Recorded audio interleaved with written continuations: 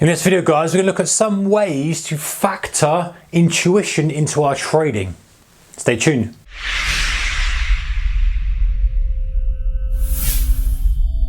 Hey guys, warm welcome to you. Alright, so intuition, it's one of those things that I think if we can harness it, man, it could be so powerful.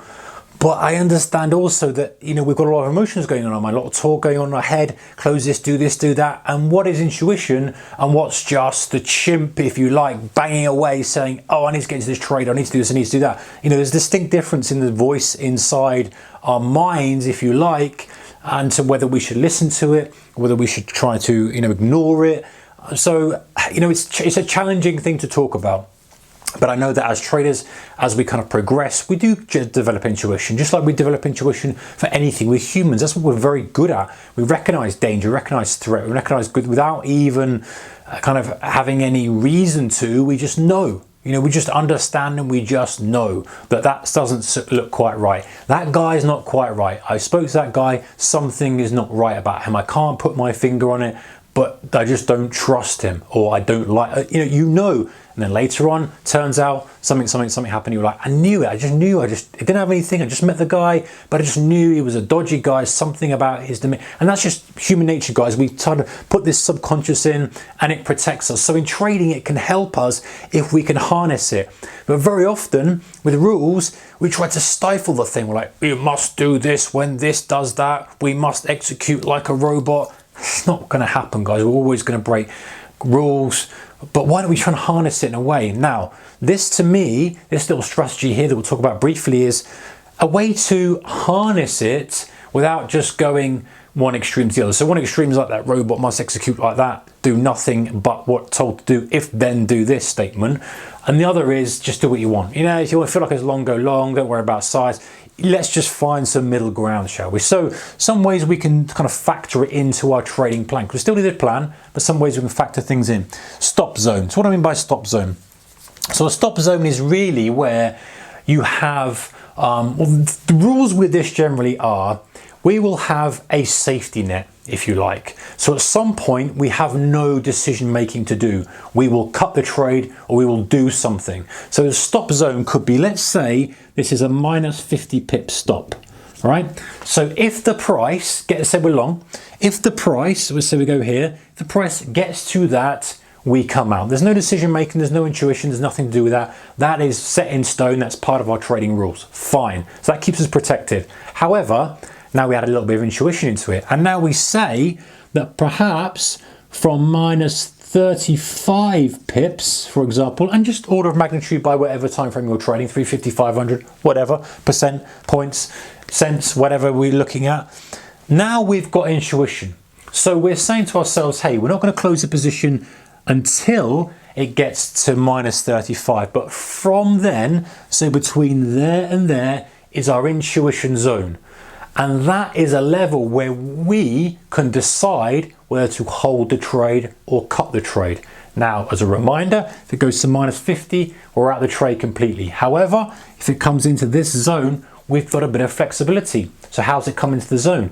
Do we think this just hammers straight down there, it looks ugly? In which case we might cut it at minus 40 and save ourselves 10 pips. We might also think, it feels like it's finding support. It's just wick down here and push back up.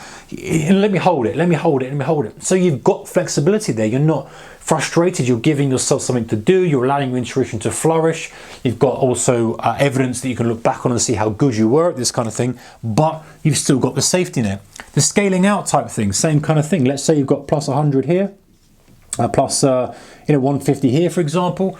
You can say the same thing, like, listen, I'm going to come all out at 150 because that's my final target. However, when we get to plus 100, I'm going to give myself the opportunity. In reality, guys, this is kind of these two things here.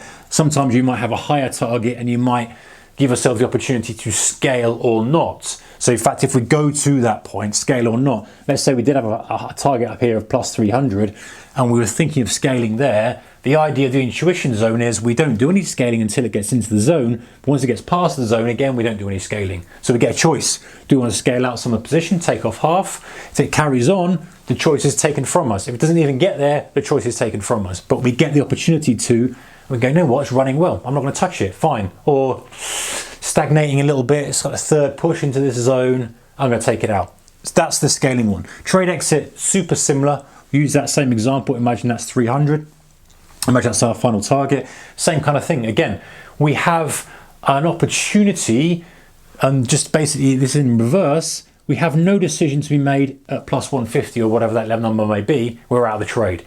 But as it's coming to it in this zone, we have the intuition that says, oh, you know what, it's stalling, it's stagnating, I'm going to grab it. Or, hey, it's ripping, I'm not going to touch this thing, I'm going to let it go and get my full 150. So we're giving ourselves a little bit of flexibility. Same with the scaling in. Scaling is slightly different, but you might have a wider band here.